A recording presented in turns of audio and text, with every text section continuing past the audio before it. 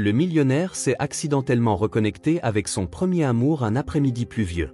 Quelques jours plus tard, la femme a soudainement reçu un message texte qui l'a rendue extrêmement effrayée. Avant de commencer l'histoire, n'oubliez pas de laisser un like et de vous abonner à la chaîne pour voir plus d'histoires comme celle-ci. La pluie tombait à torrents, du genre à brouiller la ville en une peinture floue de gris et de lumière scintillante. Emma Ward se recroquevillait sous son parapluie fragile, ses baskets éclaboussant à travers des flaques peu profondes alors qu'elle zigzaguait entre les foules de navetteurs. Le poids de son uniforme dino humide s'accrochait à sa silhouette, amplifiant le froid qui s'insinuait jusque dans ses os. Au loin, le klaxon d'une voiture a tranché à travers le chaos imbibé de pluie. Une voiture de luxe rouge élégante s'est arrêtée brusquement, ses pneus sifflant contre le trottoir mouillé. Un homme est sorti, visiblement agacé, son manteau sur mesure captant des gouttes d'eau alors qu'il regardait sa montre. Emma a tourné le coin, le regard fixé au sol, ses pensées tourbillonnant avec une liste mentale. Loyer dû la semaine prochaine, frigo presque vide, son double shift commençant dans moins de 10 minutes. Elle a à peine remarqué la silhouette devant elle jusqu'à ce qu'elle entre en collision avec lui, son parapluie glissant de sa main et tombant bruyamment sur le trottoir. Où est l'homme a commencé, son ton était sec mais les mots ont faibli lorsque ses yeux ont croisé les siens. « Je suis tellement désolée », balbutia Emma en tombant à genoux pour récupérer son parapluie, ses cheveux mouillés collant à ses joues alors qu'elle évitait son regard. « Je ne faisais pas attention, non, c'est… » Attends Emma, sa tête a bondi, ses sourcils froncés par la confusion. L'homme devant elle lui semblait familier bien que son apparence soignée et ses traits nets rendaient difficile de l'identifier. « C'est moi », dit-il avec un sourire hésitant qui s'étendait sur son visage. Edward Arnold de Crestwood. Le nom l'a frappé vivement, évoquant des souvenirs de balades à vélo ensoleillé et de secrets chuchotés sous le vieux chêne dans leur petite ville natale. « Edward », a-t-elle répété, sa voix à peine audible au-dessus du bruit de la pluie. « Waouh, ça fait des années », répondit-il en essuyant la pluie de sa manche. « Je ne t'ai presque pas reconnu ?» Emma a senti un poids non exprimé s'installer entre eux, un fossé creusé par le temps et les circonstances. Elle s'est redressée, serrant son parapluie, son regard se portant sur la voiture rouge derrière lui. « Tu te portes bien, je vois », a-t-elle tenté, sa voix teintée de quelque chose qui n'était pas tout à fait de l'envie, mais presque assez pour faire mal. Edward a ri, un son chaud et riche qui a momentanément adouci les bords tranchants de la ville autour d'eux. « Pas aussi bien que tu le penses. Je ne suis que le chauffeur d'un millionnaire, cependant, » a-t-il ajouté avec un haussement d'épaule autodépréciatif. « Ça paie les factures ?»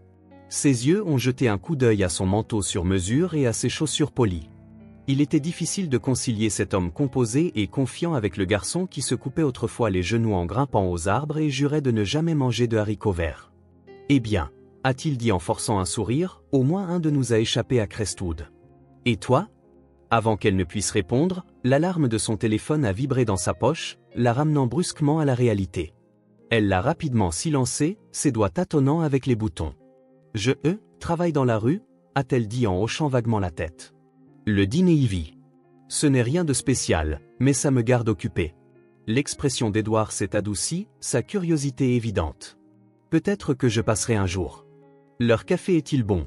a-t-elle ri légèrement, le son étant un faible écho de la fille qu'elle était autrefois. « Dépend de qui le fait. »« Je prends mes chances », a-t-il répondu en se décalant alors qu'elle commençait à passer. « C'est vraiment bien de te voir, hein. Toi aussi, Edward », a-t-elle dit en jetant un coup d'œil en arrière brièvement avant de disparaître dans la foule. Edward est resté là un moment, son manteau s'assombrissant progressivement sous la pluie, la ville bouillonnant autour de lui, indifférente à ses pensées. La brève rencontre avait éveillé quelque chose, peut-être de la nostalgie ou peut-être du regret pour les années perdues entre eux. À l'intérieur du dîner, le tintement familier des plats et le murmure des clients l'enveloppaient comme une couverture threadbare. Emma a attaché son tablier avec des mouvements rapides et pratiqués, essayant de chasser l'inconfort qui persistait après leur rencontre. Edward Arnold, le Golden Boy de Crestwood, elle n'avait pas pensé à lui depuis des années, du moins pas intentionnellement. Et maintenant, le voir si soigné, si éloigné du garçon qui la défiait autrefois de grimper au plus haut chêne, lui laissait une douleur sourde qu'elle ne pouvait pas tout à fait nommer. Pour Edward, la pluie était soudain moins froide, la ville un peu moins grise. Il est remonté dans la voiture, serrant le volant avec une résolution tranquille. « Oak View Dîner », murmura-t-il pour lui-même, mémorisant le nom par habitude. Emma a jeté un coup d'œil par la fenêtre vers la rue à nouveau, la pluie s'était adoucie en une bruine régulière, à travers le verre, elle pouvait à peine distinguer les feux arrière de sa voiture qui s'éloignaient. Emma a exhalé brusquement, se tournant vers le comptoir alors qu'un client lui faisait signe de venir. Il y avait des tables à débarrasser, des commandes à prendre et des shifts à endurer. Elle pouvait rester occupée, elle resterait occupée. Mais même en souriant et en servant du café, le souvenir des yeux curieux et scrutateurs d'Edouard persistait comme un fil qu'elle ne pouvait tout à fait dénouer.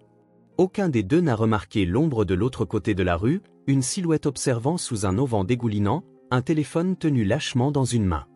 La pluie continuait de tomber, mais la scène était prête pour une réunion que ni l'un ni l'autre n'aurait pu anticiper. Le Oakview dîner bourdonnait de son chaos habituel de midi, un bourdonnement bas de conversation, le cliquetis métallique des ustensiles contre les assiettes et le sifflement rythmé de la machine à café. Le dîner sentait le pain grillé brûlé et le bacon frais, une mélodie réconfortante de sens que Emma avait depuis longtemps cessé de remarquer. Elle se déplaçait entre les tables avec une aisance pratiquée, équilibrant un plateau d'assiettes dans une main et une cafetière dans l'autre. Dans une cabine d'angle près de la fenêtre, Edward Arnold sirotait une tasse de café. La cabine était devenue son endroit régulier la semaine passée, toujours pendant les shifts d'Emma, bien qu'il n'ait jamais admis cette partie à haute voix. Il la regardait alors qu'elle s'approchait, son visage soigneusement neutre mais ses yeux trahissant une lueur de quelque chose de plus profond, peut-être une reconnaissance, peut-être une hésitation. De retour, a-t-elle dit en posant une assiette de pancakes devant lui. Son ton était léger mais la tension dans sa posture la trahissait. « Les pancakes sont difficiles à battre », a répondu Edouard avec un sourire chaleureux et désarmant. Ou peut-être que c'est la compagnie, a-t-elle roulé des yeux mais n'a pas pu réprimer un petit sourire réticent. Tu commences à rendre les habitués jaloux. Madame Harper pense que tu prends sa place préférée. Edouard a ri, se penchant légèrement en arrière. Je la battrai si je dois. Elle a l'air coriace mais je pense pouvoir la battre. Emma a laissé échapper un rire court, authentique et entièrement inattendu. C'était le genre de son qui la surprenait même. Un aperçu de la fille qu'elle était avant que le poids de l'âge adulte ne s'installe sur ses épaules. « Tu as besoin de quelque chose d'autre » a-t-elle demandé, reprenant rapidement sa contenance. Edouard a incliné la tête, son regard doux mais scrutateur. « Peut-être juste un peu de conversation, si tu as le temps. » Ses doigts se sont serrés autour de la poignée de la cafetière. Pendant un instant, elle a envisagé de le repousser, mais il y avait quelque chose de désarmant en lui, quelque chose qui lui rappelait une époque plus simple où la vie n'était pas mesurée en factures impayées et en double shift.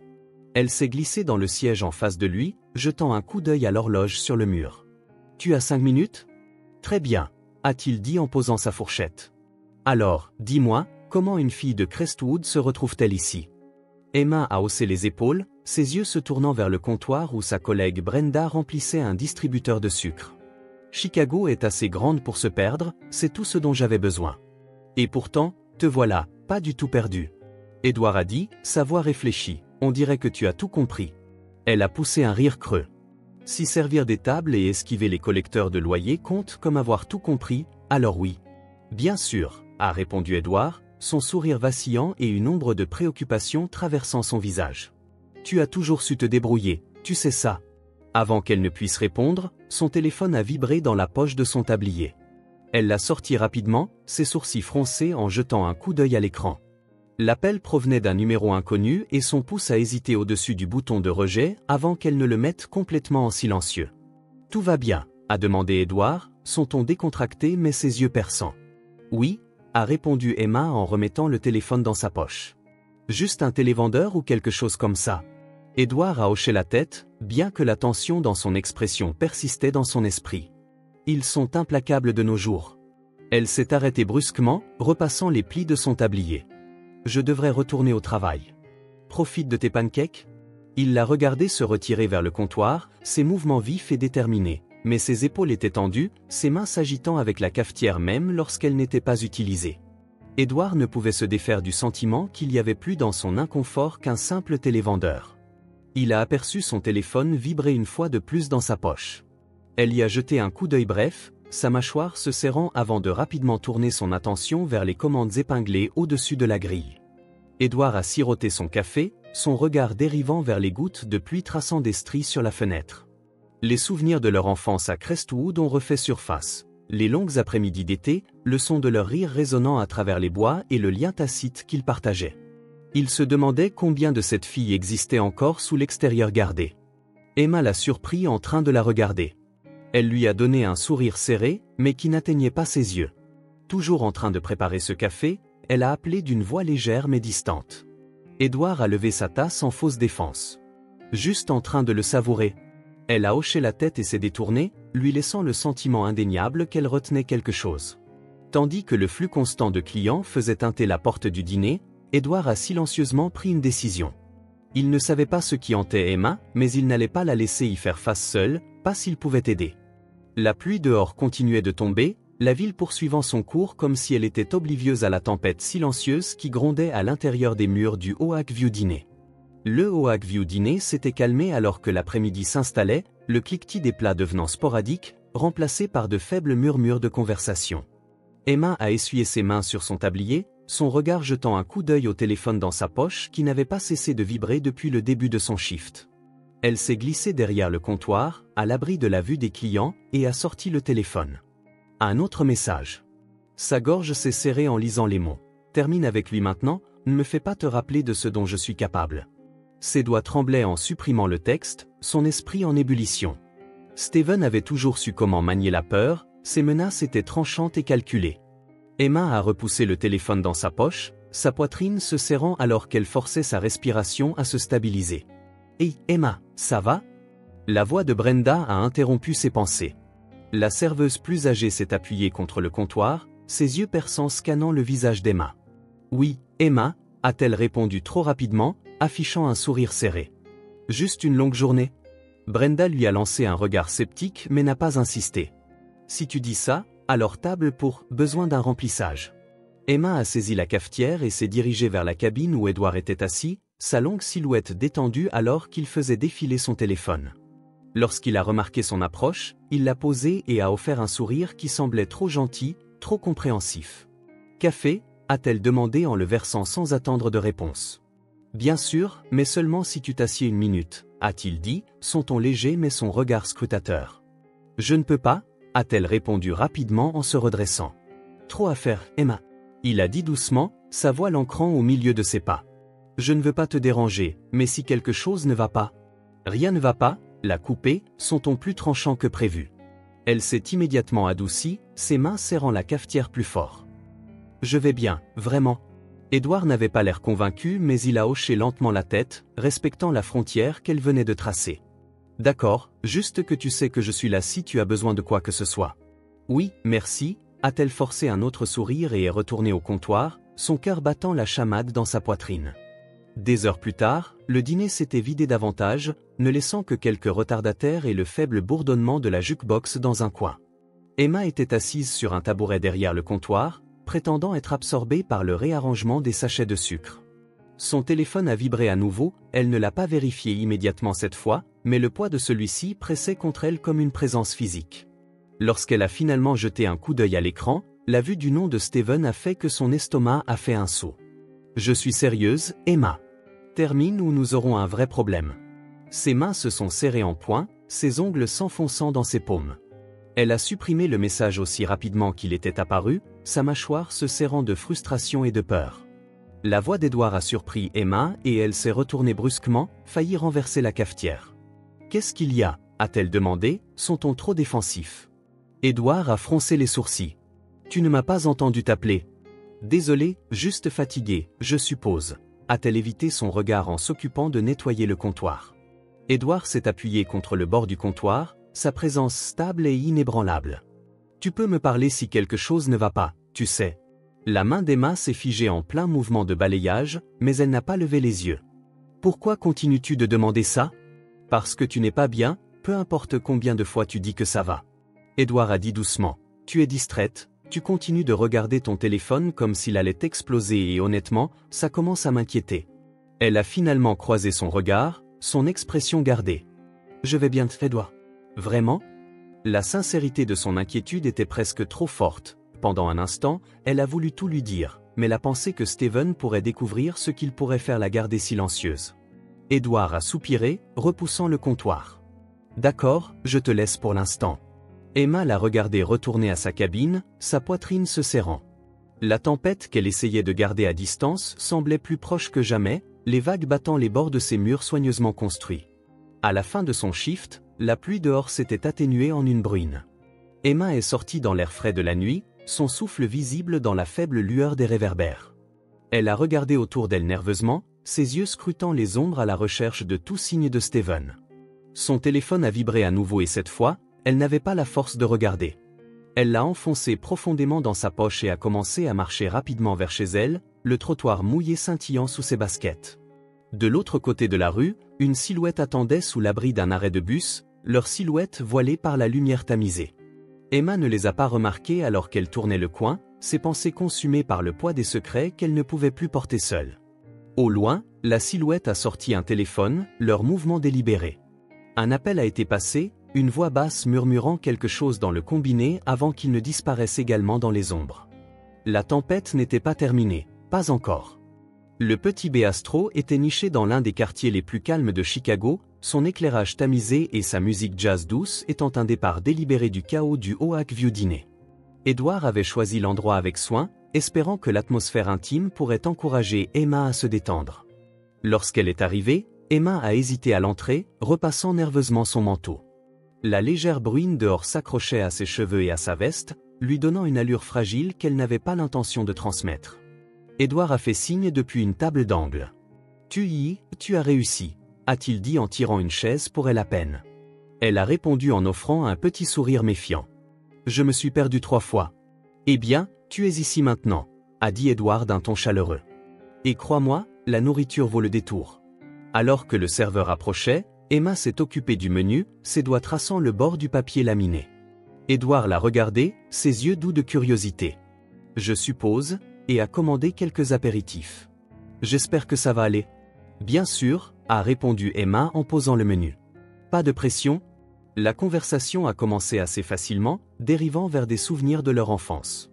Ils ont parlé des après-midi d'été à la crique, des rampes de vélo improvisées et de la vieille cabane dans les arbres que le père d'Edward les avait aidés à construire. « Tu avais l'habitude d'être intrépide », a dit Edward, sa voix teintée de nostalgie. « Grimper aux plus hautes branches comme si tu avais des ailes. » Emma a ri légèrement, bien que cela semblait forcé. « Oui, eh bien, beaucoup de choses changent quand on grandit. » Edward s'est penché en avant, posant ses coudes sur la table. « Et maintenant?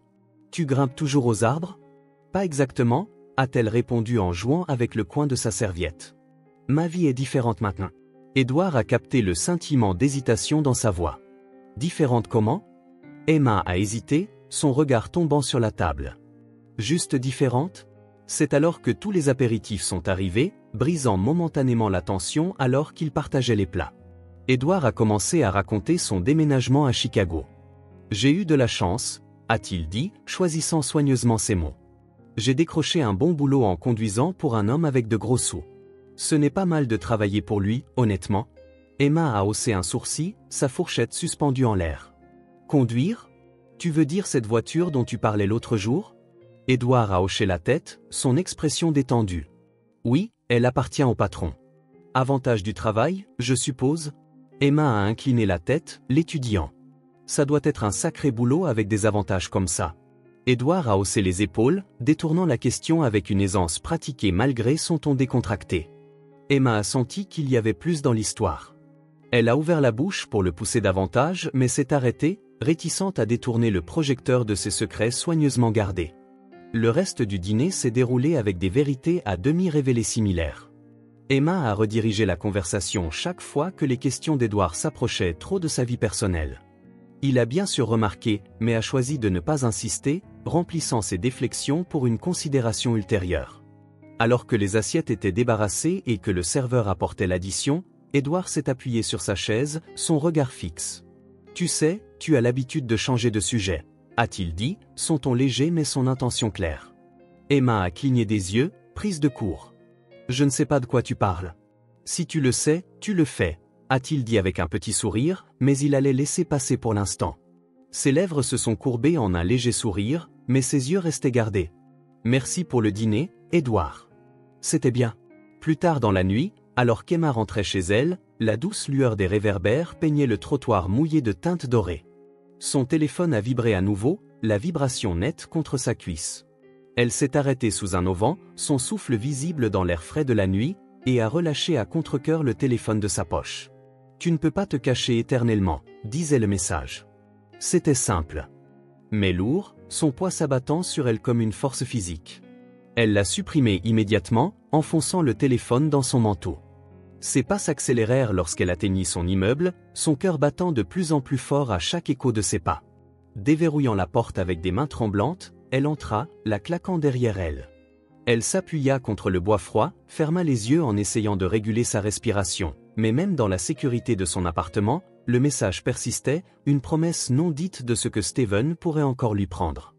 Au loin, un moteur de voiture tourna brièvement avant de disparaître dans la nuit. Les yeux d'Emma se tournèrent vers la fenêtre, mais la rue en contrebas était vide, sauf pour les ombres vacillantes des phares passants. Elle se détourna, tirant son manteau plus près d'elle. La tempête n'était pas seulement à l'extérieur, elle se refermait sur elle. Implacable et inévitable, et pour la première fois depuis longtemps, Emma n'était pas sûre de pouvoir l'affronter seule. Le Oakview dîner bourdonnait de son énergie habituelle de midi, les conversations des clients se mêlant au tintement des assiettes et au sifflement occasionnel de la machine à café. Emma se déplaçait entre les tables, sa concentration vacillant malgré ses meilleurs efforts. Elle ne cessait de jeter des coups d'œil à l'horloge au-dessus du comptoir, ses nerfs se dénouant comme si elle pouvait sentir quelque chose se préparer dans sa cabine habituelle.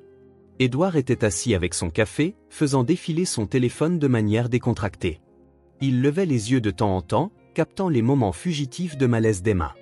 Il ne l'avait pas pressée depuis leur dîner il y a quelques nuits, mais son comportement réservé persistait dans son esprit comme une question sans réponse. La sonnette de la porte retentit brusquement, le son coupant le brouhaha du salon.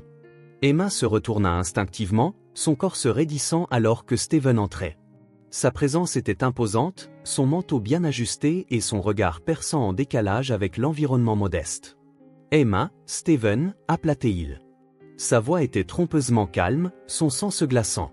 Le plateau dans ses mains tremblait légèrement, mais elle se força à respirer. « Steven » dit-elle d'une voix basse et mesurée. « Que fais-tu ici ?»« Oh, juste vérifier » répondit-il avec un sourire fin. « Jolie place, confortable. » Le regard de Steven passa au-delà d'elle et se posa sur Édouard, la reconnaissance étant instantanée, et son sourire s'élargit en quelque chose de bien moins amical. « Eh bien, dit Steven en traversant la pièce en quelques pas délibérés. Si ce n'est pas Edward Arnold. » Édouard leva les yeux, fronçant les sourcils. « Te connais-je ? » ?»« Nous ne nous sommes jamais rencontrés, » répondit Steven en étendant doucement la main. Steven salua l'ex-mari d'Emma. Les yeux d'Édouard se tournèrent vers Emma, qui resta figée, le visage pâle. « Ex-mari » répéta-t-il sur un ton prudent mais surpris. Steven éclata d'un rire sans humour. « Ah, elle ne te l'a pas dit ?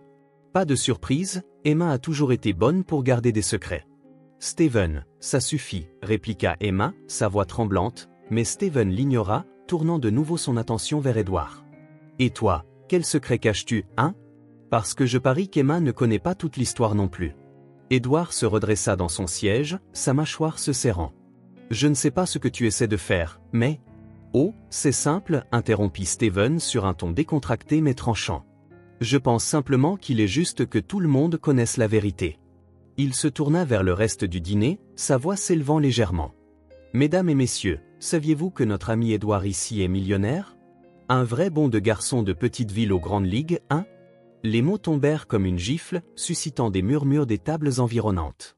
Le cœur d'Emma s'abattit alors qu'elle regardait Édouard dont l'expression se durcissait.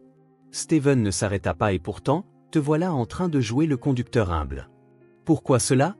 Édouard essayait-il de l'impressionner ou espérait-il simplement qu'elle ne découvrirait pas la vérité ? Ça suffit, dit Édouard d'une voix tranchante et contrôlée. Il se leva, dominant Steven, mais Steven à peine broncha. Est-ce parce que je pense que nous ne faisons que commencer ? Dit Steven avec un sourire venimeux. Que diriez-vous que nous parlions de pourquoi Emma est si réticente à partager son passé ? Oh, c'est vrai, elle a déjà été mariée, répondit-elle. Avant de moi. La salle sembla réprimer ses émotions. La vision d'Emma devint floue alors que l'humiliation la submergeait comme un tsunami. Steven, arrête, cria-t-elle, sa voix se brisant, mais le mal était fait. Le regard stupéfait d'Édouard se tourna vers Emma, sa confusion et sa douleur non exprimée mais douloureusement claire. Emma ne pouvait pas le supporter. Elle se retourna et sprinta vers l'arrière du dîner, ses pas résonnant contre le sol carrelé. Édouard resta figé, son esprit vacillant. Les mots de Steven flottaient dans l'air comme de la fumée, étouffante et inévitable. Steven, dit-il en ajustant son manteau, c'était éclairant, n'est-ce pas? Édouard ne répondit pas, ses mains se serrant en poing, mais il se força à rester calme. Steven sourit malicieusement. Bonne chance avec ça, ajouta-t-il en sortant du dîner, laissant Édouard seul dans le sillage du chaos. Dans l'allée derrière le dîner, Emma s'appuya contre le mur de briques, ses respirations superficielles et rapides, les larmes embuant sa vision alors qu'elle essayait de se stabiliser. Comment Steven a-t-il pu faire ça? Comment a-t-il pu tout exposer? Elle avait essayé si fort de garder tout caché. Des pas approchèrent et elle se raidit, essuyant son visage. La voix d'Édouard était douce mais portait un poids qui lui faisait mal à la poitrine. Elle se retourna pour lui faire face, ses défenses s'effondrant. « Je suis désolée, murmura-t-elle, sa voix à peine audible. Je ne voulais pas que tu découvres ça comme ça. Pourquoi ne m'as-tu pas dit? Demanda Édouard, son ton non accusateur mais douloureux. J'avais peur, admit Emma, sa voix se brisant. De comment tu me verrais, de ce que cela pourrait signifier. Édouard l'étudia pendant un long moment, son expression impénétrable, puis sans un mot de plus, il se détourna et s'éloigna, laissant Emma seule dans l'allée froide. Elle s'effondra au sol, ses larmes coulant librement maintenant. La tempête qu'elle avait tant essayé d'éviter était enfin arrivée et elle n'avait aucune idée de comment la traverser. Les jours suivant l'embuscade publique de Steven se brouillèrent pour Emma. Elle se plongea dans le travail au Oak View Dîner, prenant chaque service possible et évitant les regards curieux des collègues et des habitués. Le bruit du dîner, les assiettes qui cliquetaient, le café qui se préparait, les fourchettes qui grattaient la céramique étaient sa seule répit face au silence assourdissant dans son esprit. Mais peu importe combien elle essayait, les souvenirs de cet après-midi revenaient à la surface. La nuit, quand le monde se calmait et que son appartement était enveloppé d'ombre, la honte devenait insupportable. Elle rejouait les mots de Steven, son sourire cruel et l'expression trahie d'Édouard. Elle restait allongée dans son lit, regardant le plafond fissuré, les larmes glissant silencieusement sur son visage. Son téléphone vibrait constamment, des messages de Brenda inquiète de son retrait soudain et le nom d'Édouard clignotant sur son écran dans des appels manqués. Elle ne pouvait pas se résoudre à les retourner. Les souvenirs de la chaleur d'Édouard, de son rire et de sa gentillesse la hantaient, mais ils étaient toujours suivis par la piqûre brute de sa question douloureuse. « Pourquoi ne m'as-tu pas dit ?» À travers la ville, Édouard était assis dans le calme immobile de son Penthouse, regardant le paysage scintillant de Chicago. Les lumières de la ville dansaient sur la surface de son verre de bourbon intact, mais il les remarquait à peine. Il s'était plongé dans le travail, réunions de conseil, événements caritatifs, appels nocturnes avec les partenaires européens de son entreprise, mais rien de tout cela ne comblait le vide. De temps en temps, son esprit vagabondait de nouveau vers le dîner, vers les excuses en larmes d'Emma dans l'allée. La trahison l'avait profondément blessé. Elle ne lui avait pas fait confiance avec la vérité sur Steven, sur son passé, mais son propre manque d'honnêteté l'avait blessé aussi. Il avait bâti ses interactions avec elle sur une base de demi-vérité, cachant sa richesse derrière une persona fabriquée. Il s'était dit que c'était pour protéger leur connexion, mais maintenant, il n'était plus sûr s'il protégeait Emma ou lui-même. Un soir tard, Édouard se retrouva devant sa vieille voiture, celle qu'il conduisait rarement désormais. Elle n'était pas élégante ni luxueuse comme les autres de son garage, mais simple, une relique de la vie qu'il avait laissée derrière lui à Crestwood. Il passa ses doigts sur la peinture fanée, pensant à Emma et à la fille discrète qu'il avait connue autrefois, la fille qui grimpait aux arbres sans hésitation et qui le défiait de sauter des branches les plus hautes. Mais cette fille n'était pas la femme qu'il avait vue dans l'allée, tremblant sous le poids d'une histoire qu'elle n'avait pas partagée. Emma continuait d'éviter les appels d'Édouard, bien que son cœur se tordît à chaque notification. Un soir, après un service particulièrement long, elle s'effondra sur un canapé, son corps endolori de plusieurs heures debout. Son téléphone vibra. Cette fois, ce n'était pas Édouard. Ignorer Steven ne servirait à rien. Le message de Steven fit couler son sang-froid. Elle serra le téléphone si fort que ses jointures blanchirent, les larmes gonflant ses yeux, mais elle les essuya rapidement, refusant de le laisser gagner. Elle ouvrit le message, son pouce hésitant sur le clavier. Elle voulait dire à Steven de la laisser tranquille, de crier sur lui, de le menacer en retour, mais tout ce qu'elle put taper fut « s'il te plaît, arrête ». Sa réponse fut immédiate, « Tu ne peux pas courir loin de moi, Emma, tu le sais ». Le téléphone glissa de ses mains, atterrissant sur le sol avec un bruit sourd. Elle se recroquevilla sur le canapé, tirant une couverture serrée autour d'elle. La prise familière de la peur serrait sa poitrine. Pendant ce temps, Édouard regardait son téléphone, hésitant à essayer de l'appeler une dernière fois. Le silence entre eux semblait insurmontable, mais son esprit refusait de se reposer. Il fit défiler ses messages, relisant leur dernière conversation textuelle avant la confrontation avec Steven. Ses réponses avaient été brèves mais chaleureuses, ses sourires soigneusement cachés dans ses mots. Maintenant, ces mêmes messages semblaient Olero, révélant tout le tumulte qu'elle avait caché. Pour la première fois depuis des jours, Edward se permit de se demander s'il l'avait aussi laissé tomber. Il pensa à la fragilité dans sa voix ce jour-là, à la façon dont ses épaules s'affaissaient sous le poids de sa confession.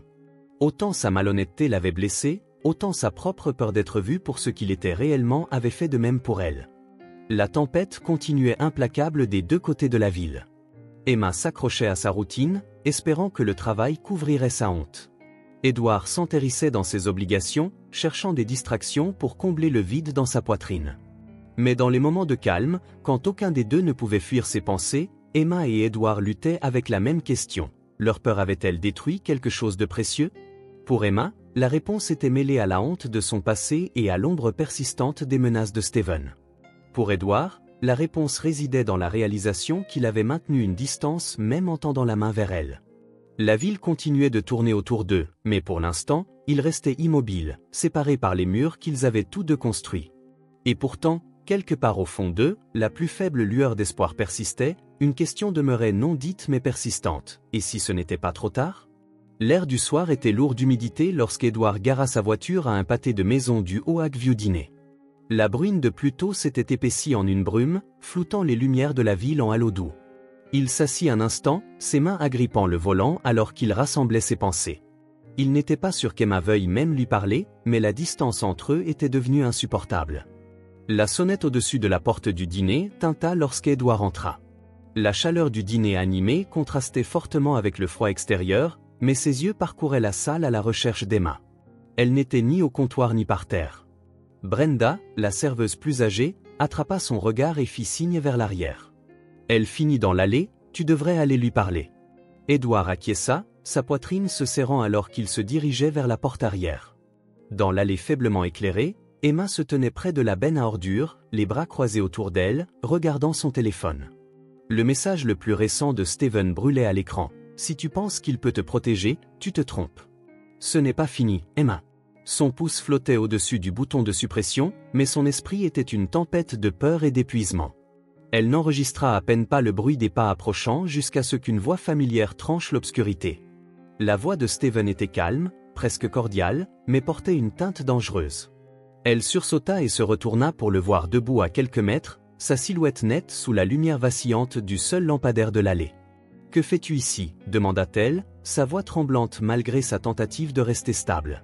Il s'approcha, les mains dans les poches, son expression froide. « Juste pour vérifier que tu n'as pas oublié notre petite conversation. »« Il n'y a rien à discuter » répondit Emma d'une voix plus ferme maintenant. « Oh, je pense que si » répliqua Steven, son sourire devenant prédateur. « Tu penses que courir vers lui résoudra tes problèmes. » Il ne te connaît pas, Emma. « Pas vraiment, mais moi si. »« Je n'ai pas peur de toi, » dit-elle, bien que la façon dont sa voix tremblait trahissait ses mots.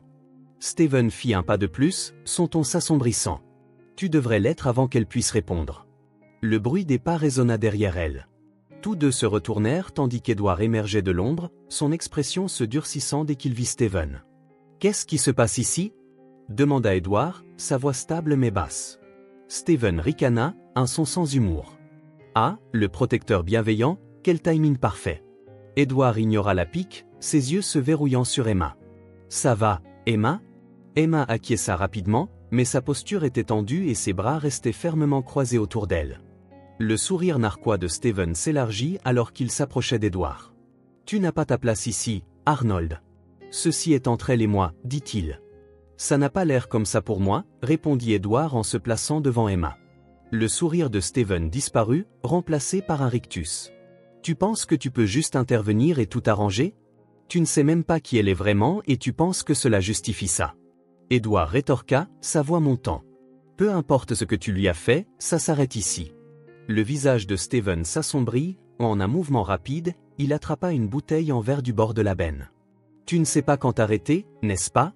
Steven, arrête, cria Emma, mais c'était trop tard. Un craquement esséurant retentit alors que la bouteille volait dans l'air, frappant Edward sur le côté de la tête. Il tituba en arrière, sa main se précipitant vers la blessure alors que le sang commençait à s'écouler sur sa tempe. Emma se précipita en avant, le rattrapant alors qu'il commençait à s'effondrer. Steven laissa tomber la bouteille, ses éclats se dispersant sur le sol. Il recula, son expression passant de la rage à quelque chose de presque regretteux avant de se tourner et de courir dans la nuit. Le monde sembla ralentir alors qu'Emma berçait la tête d'Edward dans ses genoux. « Edward, s'il te plaît, reste avec moi » implora-t-elle, sa voix tremblante. Ses yeux s'ouvrirent brièvement, mais il ne répondit pas. Elle chercha son téléphone, ses doigts glissant alors qu'elle composait le 9911. La voix calme de l'opératrice la guida à travers le chemin, mais son esprit s'emballa alors qu'elle pressait sa main contre la blessure, essayant de stopper le saignement. Le son lointain des sirènes brisa le silence de l'allée. Les larmes d'Emma embuèrent sa vision alors qu'elle murmurait « Je suis tellement désolée, Edward, je suis tellement désolée ». Lorsque les ambulanciers arrivèrent, Emma refusa de quitter son côté, montant dans l'ambulance avec lui malgré leurs protestations. Le trajet vers l'hôpital fut un flou. La stérilité froide de la salle d'urgence contrastait fortement avec le chaos dans son esprit alors qu'ils emmenaient Edward. Emma s'effondra dans l'une des chaises de la salle d'attente, ses mains encore tachées de son sang, le poids de la culpabilité et de la peur s'abattant sur elle, étouffant et implacable. Elle fixait les doubles portes qui avaient englouti Edward, son esprit consumé par une seule pensée, s'il ne s'en sortait pas, elle ne se pardonnerait jamais. Le bip régulier du moniteur cardiaque était le seul son dans la salle d'hôpital stérile. Emma était assise, voûtée dans une chaise au chevet d'Edward, les mains serrées fermement ensemble, ses jointures blanchies, des cernes sombres encadrant ses yeux, vestiges d'une nuit blanche passée à prier pour qu'Edward se réveille. Sa tête était bandée, la blessure maintenant cachée sous des couches de bandage. Le voir si immobile et vulnérable la brisa de façon qu'elle n'avait pas imaginée. Elle avait essayé de rester forte.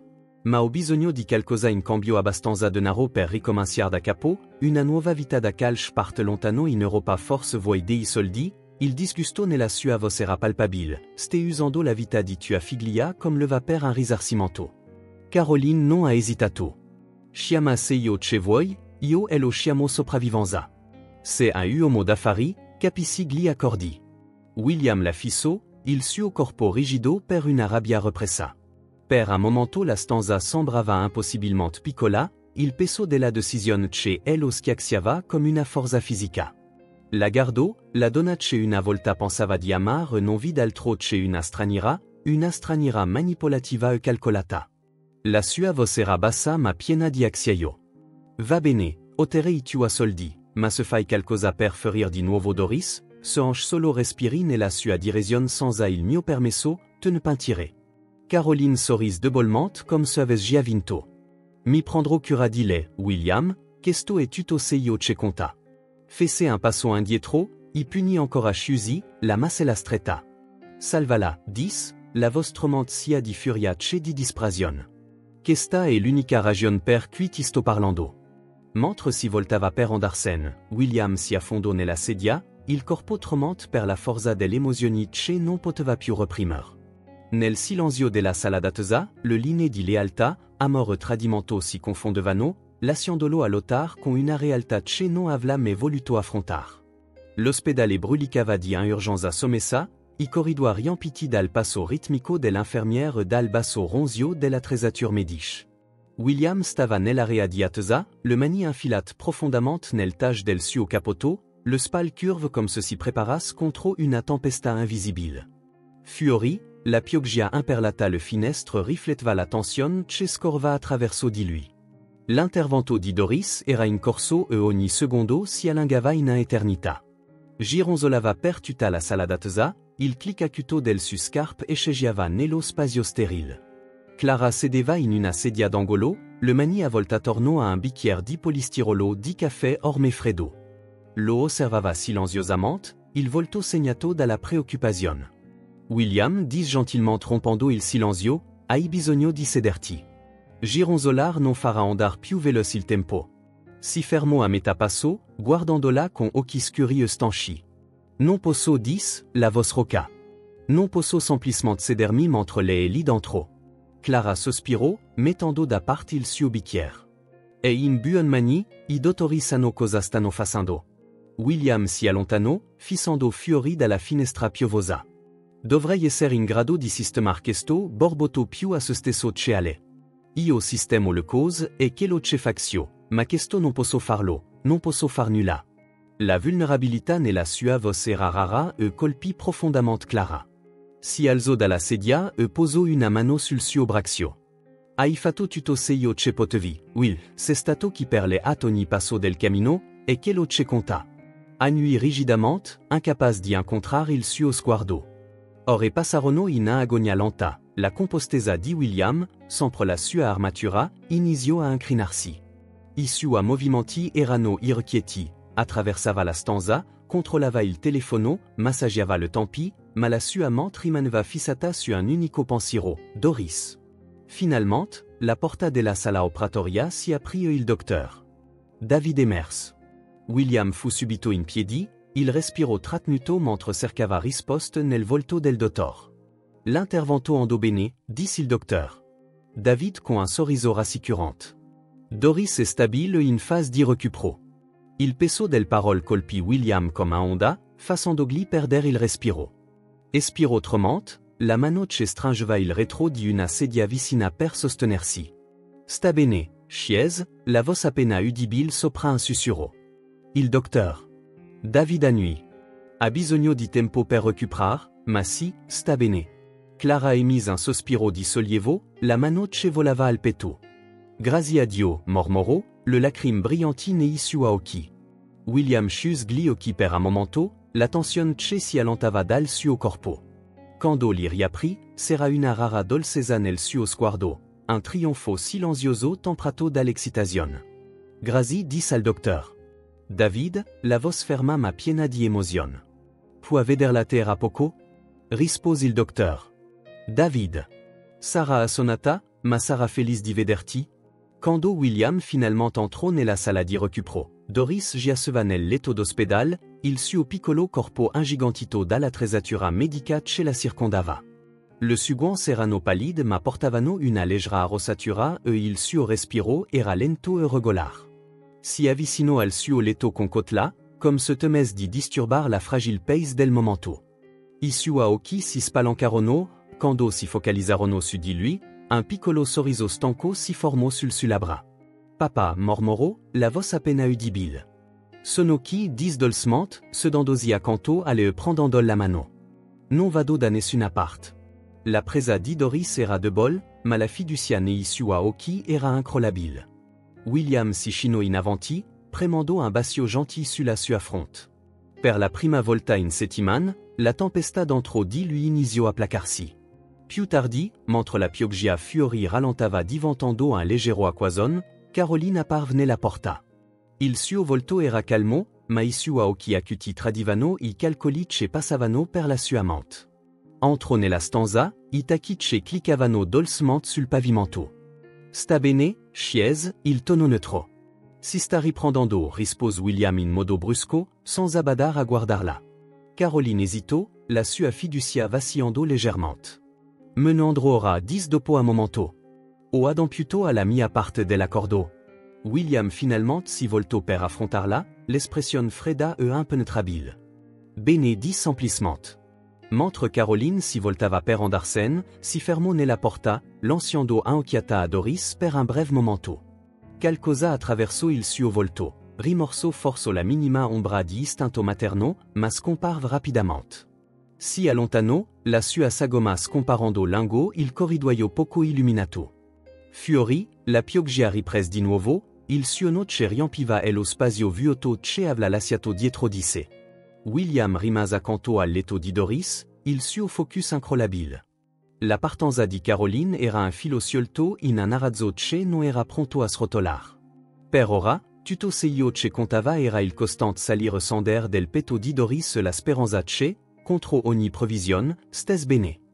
L'aeroporto si stagliava davanti a lui, le su luci brillanti che tagliavano la notte mentre Caroline sedeva nel sedile posterior di un elegante autonera. La pioggia imperlata le finestre, distorsando i neon e le luci posteriori in una sfocatura di colori. Stringeva una borsa di design in grambo, il suo peso un silenzioso promemoria dell'accordo che aveva stipulato con William. Il suo volo per Parigi la aspettava, Un biglietto per una nuova vita e la libertà dal suo passato. La voz del conducente ruppe il silenzio. Arriveremo a 10 minuti, signora. Caroline non rispose, lo sguardo fisso sul stris da cacce si sfidavano a correr l'una contro l'altra sul vetro. La sua mente era in subuglio di emozioni contrastanti, sollievo per sfuggire al caos, inquiétude per lasciar tutto al spalle un senso di colpa persistente che si rifiutava di nominar. L'auto svoltò sull'autostrada, aumentando la velocità. Caroline si spostò nel sedile, l'inquiétude che cresceva a ogni secondo che passava. La sua mano si mosse istintivamente verso il telefono, scorrendo attraverso foto di Doris che avla salvato segretamente, momenti di cui non avla mai fatto parte ma che avla osservato da lontano. Prima che potesse soffermarsi sull'immagini, il conducente imprecò sommessamente. Caroline alzò lo sguardo in tempo per vedere un camion sterzar nella loro corsia. L'auto sbandò violentement, le gomme stridendo sull'asfalto bagnato, il suo grido che squarciava la notte mentre il mondo girava intorno a lei in una cacofonia di vetri infranti e metallo contorto. La stanza d'ospedale era sterile e soffocantement luminosa. Gli occhi di Caroline si spalancarono, la visione che nuotava mentre cercava di concentrarsi sul piastrel sopra di lei. Il dolore irradiava attraverso il suo corpo, acuto e implacabile, ma qualcosa di più profondo, un vuoto che non riusciva ancora a nominar. Guardò una infermiera che apparva canto a lei, parlando con toni morbidi e misurati. Miss Harper, c'est stata in un incident. Ora sei in ospedale, c'est al sicuro, al sicuro.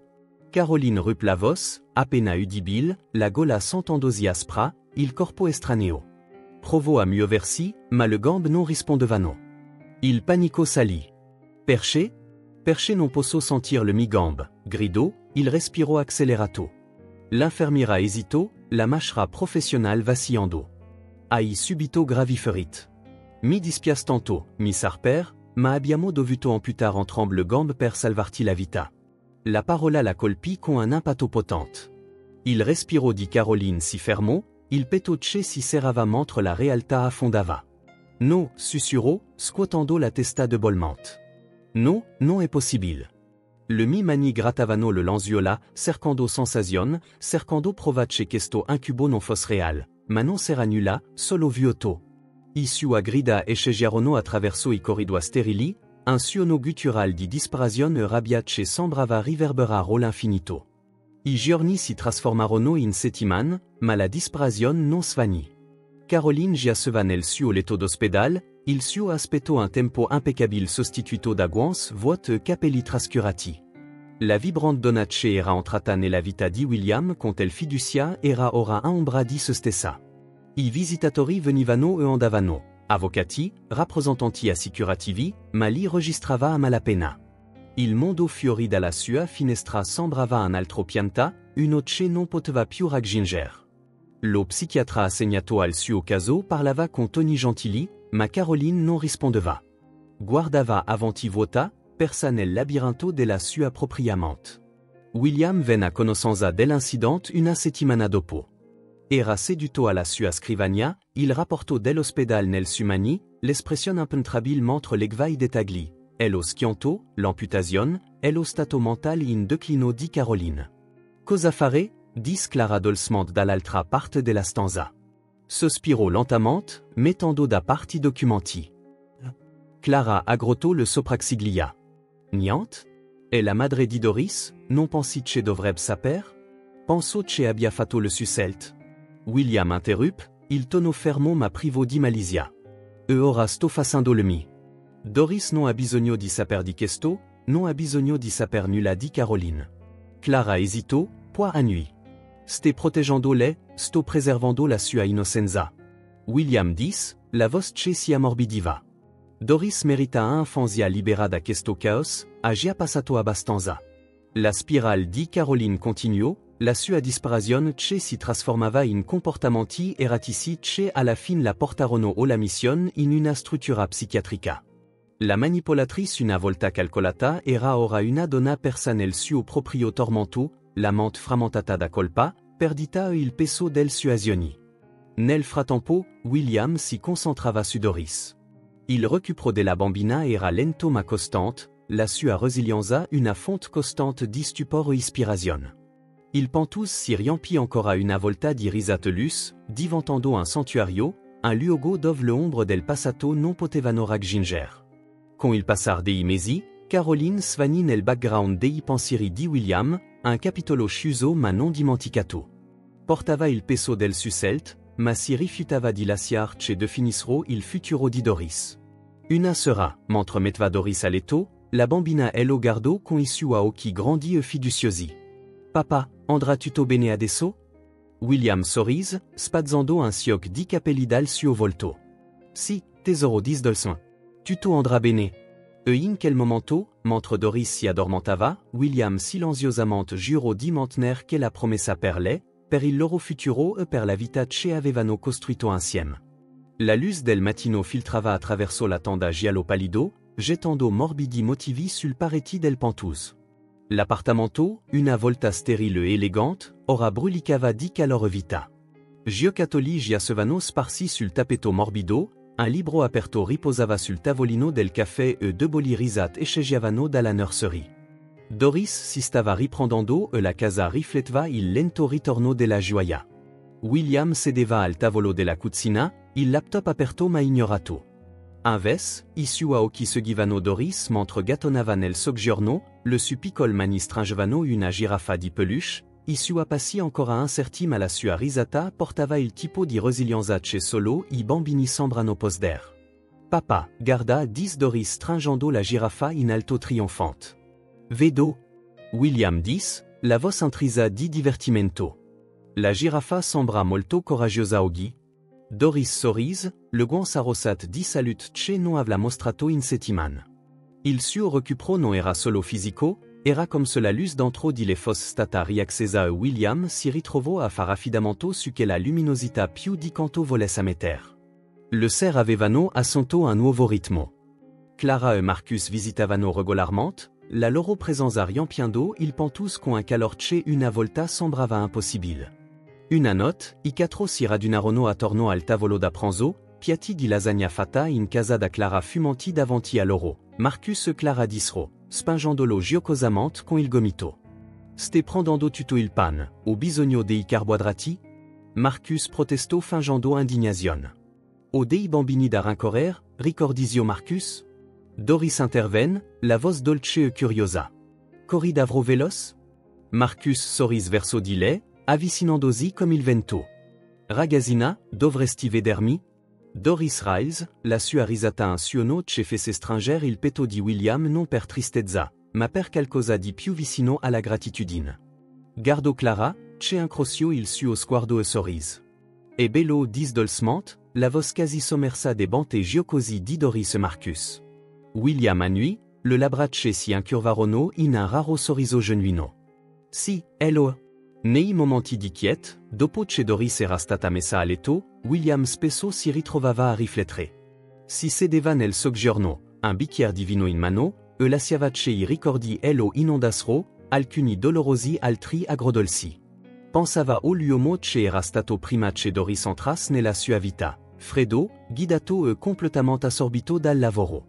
All'epoca, il pentus era una fortezza, un luogo dove poteva ritirarsi dal mondo. Ora era irriconoscibile, proprio come lui. Il viaggio non era stato facile, la malattia di Doris, la rivelazione sulla sua parentela e la riapparizione di Caroline avevano scosso le fondamenta di tutto ciò che pensava di saper. Ma attraverso tutto, una verità rimaneva ferma. Doris era sua figlia, non per sang, ma per il legame che avevano costruito insieme. Aveva sacrificato molto, il suo tempo, il suo mondo accuratamente costruito, ma non si pentiva di un solo momento. Doris gli aveva insegnato cosa significa amar disinteressatamente e dare priorità a quelqu'un altro sopra ogni altra cosa. Un pomeriggio soleggiato, William e Doris sedevano sul pavimento della nursery, i blocchi colorati di una torre semi-costruita sparsite era loro. La concentrazione di Doris era feroce mentre posizionava un blocco con cura in cima alla struttura precaria. Quasi fatto dis William con tono leggero. Ancora uno? Doris tirò fuori la lingua in concentrazione, bilanciando attentamente l'ultimo blocco prima di fare un passo indietro con un applauso trionfante. Se lo fata? Papa, Hai fatto bene dis William sorridendo. Impressionnante lavoro? Doris striscio sul su ginocchia, le su piccol braxiac si avvolgevano intorno al collo. Ti amo, papa dis semplissement. William si bloccò, il peso del su parolce si posava lentamente su di lui. Stringendo là con le braxia intorno a lei, posò un bacio su la sua testa. Anch'io ti amo, tesoro sussurrò, la voce carica di emozione. Quand il passar dei giorni, le settiman, il pentus diven un rifugio di risate crescita. Le visite di Clara portavano calor saggesa, l'umorismo di Marcus manteneva le cause leghiere la curiosità senza limiti di Doris ricordava a tutti la bellezza dei piccoli momenti quotidiani. Una sera, mentre William sedeva accanto al letto di Doris, i suoi occhi pesanti di sonno, la bambina lo guardò con che grandi occhi fiduciosi. Papa, andrà tutto bene adesso? William sorrise, spazzando un sioc di capelli dal suo volto. Si, tesoro dis dolcement. Tutto andrà bene. In quel momento, mentre Doris si addormentava, William sapeva di esser pronto a andare avanti. Le ombre del passato potevano ancora arrabbiarsi, ma non avevano più poter su di lui. La risata di Doris, la sua resilienza, il suo amor, erano tutto segno di cui aveva bisogno per affrontar qualsiasi cosa potesse venir dopo. Con un respiro profondo, William si alzò e si diresse verso il soggiorno, dove la luce sera il dipingeva le pareti con morbide tonalità dorate. La vita, seppur imperfetta, era bella e per la prima volta in anni, William si permise di creder che tutto sarebbe davvero andato bene. Il pentus era vivo con i suoni della celebrazione. Paloncini di ogni color fluctuavano vicino al soffitto, le loro stringarixiat come nastri sopra i mobili. Un benedict buon compleanno si estendeva attraverso il soggiorno, il suo glitece catturava la luce del sol del tardo pomeriggio. La risata di Doris risuonava brillante e contagiosa mentre gironzolava in cerchio con i suoi amici, le su trexin che rimbalzavano a ogni passo. Clara stava in cucina, supervisionando gli ultimi ritocchi del buffet, una torta a forma di giraffa, i piatti preferiti di Doris di sandwich e ciotol di caramel colorat. Marcus entrò bilanciando una pila di piatti in una mano mentre teneva sotto controllo il suo energico figlio con l'altra.